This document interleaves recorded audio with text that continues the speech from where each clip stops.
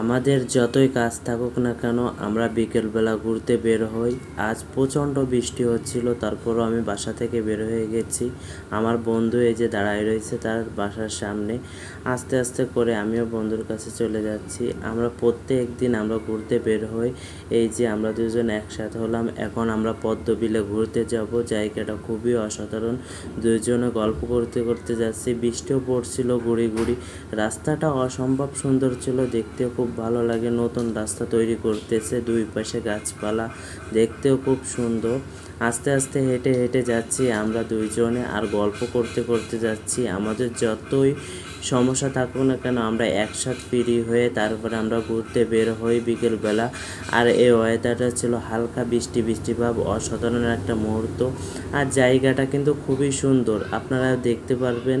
বিলের মধ্যে দুই পাশে গাছপালা আর মাঝখান দিয়ে রাস্তা চলে গেছে। আর সবচেয়ে ভালো লাগতেছে যে ইটের একটা ছলেং করে রোলার করে গেছে, এই জন্য তো খুবই সুন্দর লাগতেছিল রাস্তাটা। আর বৃষ্টি হওয়াতে কেমন যেন প্রকৃতিটা বেশি সুন্দর হয়ে পড়েছে। আমরা আস্তে আস্তে সেই পদ্মা বিলির চলে এসেছি। আমরা যে ব্রিজটা তৈরি করেছে, ব্রিজটা কিন্তু অসম্ভব সুন্দর মাশাআল্লাহ।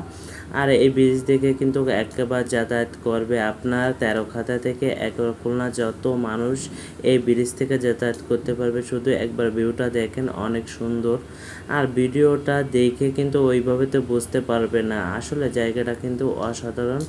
আমরা দুজনে গল্প করছিলাম আর ভিডিও করছি। এত সুন্দর একটা জায়গায় আমরা প্রায় ঘুরতে আসি। আর ব্রিজটা দেখেন কত বড়, নতুনভাবে তৈরি করতেছে। জায়গাটা দেখতে কিন্তু খুবই অসাধারণ। জায়গাটা নতুন করে একটা রাস্তা তৈরি করেছে, অনেক তার গেছে কারেন্টের। আর সব মিলে একটি অসাধারণ জায়গা। আর এই ভিডিওগুলো দেখতে কিন্তু খুবই ভালো লাগে। আমি একটু সামনের ক্যামেরায় এসে ভিডিও করে নিলাম, আমরা ছবি তুলছিলাম, ভিডিও করতেছিলাম। এত সুন্দর একটা পরিবেশ, ভালো লাগার মতো সুন্দর একটা জায়গা মাশাআল্লাহ।